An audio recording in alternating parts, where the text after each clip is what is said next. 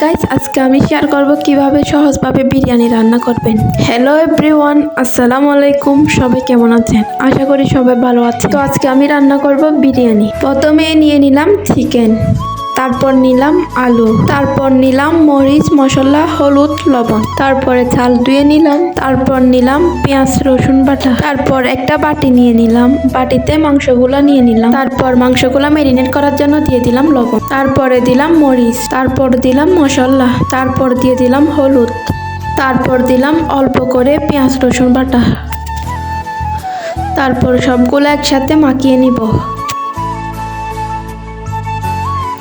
মাখানো হয়ে গেছে। চুলায় একটি ডেচকি বসিয়ে দিলাম, তারপর দিয়ে দিলাম তেল। তেলগুলা গরম হতে দিয়ে দিলাম এক এক করে চিকেনগুলা, তারপর চিকেনগুলা একটু নেড়ে চেড়ে দিলাম,